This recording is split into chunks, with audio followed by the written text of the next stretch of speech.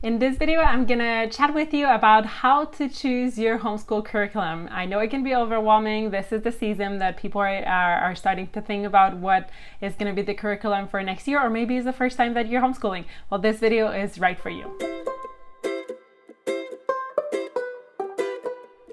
Welcome back to my channel, Homeschooling in Paradise, and my name is Magali, and welcome if you're new. I am homeschooling mom of two kids. I have a 6 and a 4 years old, and we live in Hawaii. So I just want to let you know before that this video is part of a collaboration that I'm hosting myself on how to choose your homeschool curriculum. So make sure to check out the playlist below in the description box. It's going to have a lot of other YouTube homeschoolers that are all going to be sharing their tips and how they choose their curriculum. So you can find so many information. So make sure to go check them out after you finish watching this video. So I've decided to do this video to just help you out. So I've came up with 4 things that I think that are crucial to go step by step to really pick your curriculum that is going to fit the best for your family. Every family is different, and that's the beauty of homeschooling. So the first thing I would say that is to make sure that you know what method you want. Even if you've been homeschooling for a long time, I think it's great to really go back on why you want to homeschool and the method that you like the most, just to make sure that it's still a fit for your family, because it may evolve and you are maybe having more kids, or you're moving or traveling, or so many things that can be happening in your life that you need to revisit every year. So I'm not going to go too much in depth into that because there's other videos on that. So I came up with 9 main ones. I'm just gonna go through it quickly, and then you can check out more in detail. So there's Charlotte Mason, Reggio Emilia, Montessori, Classical, Unit Study, Waldorf, and then School at Home, Eclectic, and then Unschooling.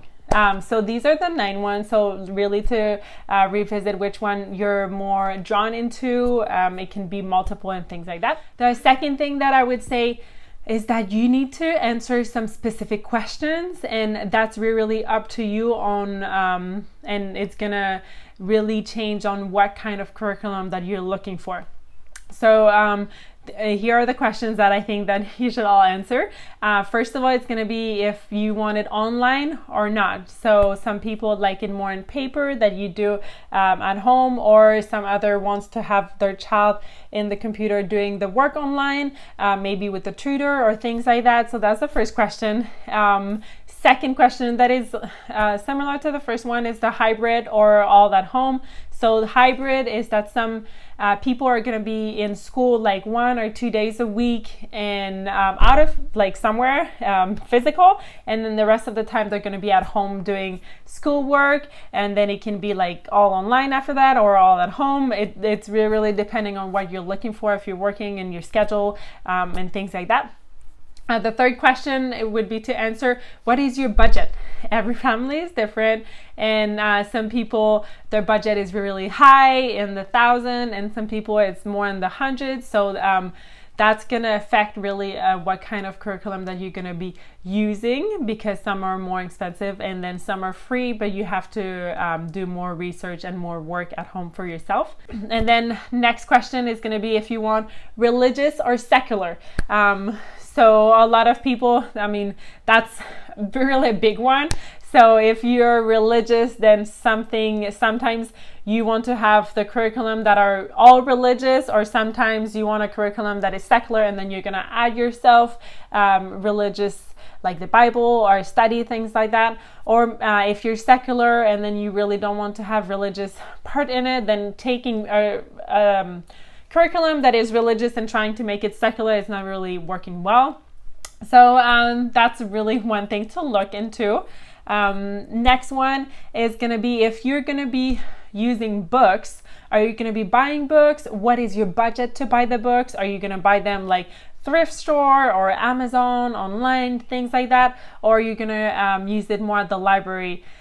So with the curriculum that you pick, you have to check, if you're choosing the library, you have to make sure any curriculum, you can get a sample and then you can check what kind of books, and you can look in your library if you are going to have access to them.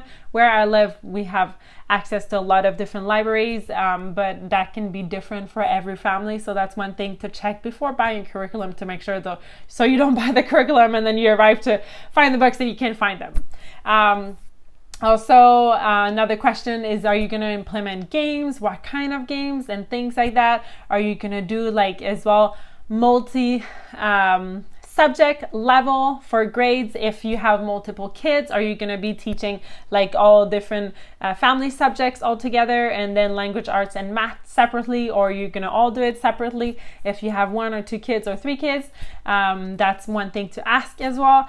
And then what are your must-have in curriculum? So there's some things that maybe you're really particular in a curriculum, and make sure to write all these questions and answers down, so you really can look back when you're trying to find what kind of to pick your curriculum that you want for this year. Okay, number 3 is going to be for research. So that's the part that can take a long time. I love researching, and I'm always looking for more. So it's going to be really with everything that you've answered in the past, then you start to look what kind of curriculum that is out there that is going to meet your standards.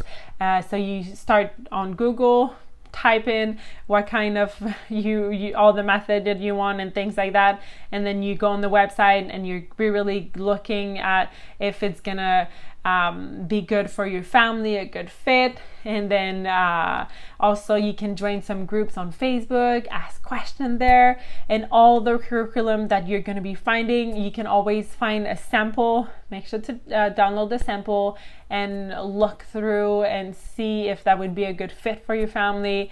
And it's just so I think that's the fun part, to research all the time what are the curriculums, because there's thousands of curriculum out there. It can get overwhelming, but I think if you do the first steps, it's going to really help you to narrow it down. And then the 4th is going to be trial and error. So like everything else, you have to try it. So if you picked a curriculum, go for it and then try it and see if it's going to be a good fit. Try it for a while, and then if it's good, well, good. You don't have to switch it up. And I know sometimes you want you see other curriculum that are appealing, but stick with it if it's working. And then if it's not working, well, don't be afraid to switch it up, to change completely curriculum and then try something else, because learning at home should be fun, should be really exciting for the kids. And this is why I think homeschooling is just so amazing, because it shouldn't be a struggle. So I hope that this video was helpful for helping you find what you're looking for and how to choose a curriculum for homeschooling. And make sure to check out the playlist that is going to be below in the description box. So just a reminder that this is a collab hosted by me, and it's going to have so many other mamas that are all going to be sharing how to choose a curriculum. And I think that everyone is different, and we can find so many great information. So make sure to check out the playlist. And thank you so much for having me. I would love to know from you in the comment if you have anything specific that is like a must for your homeschool curriculum, and how you pick your curriculum, if it's any different from what I've said. And then make sure to give it a thumbs up, and then I'll see you next time. Bye.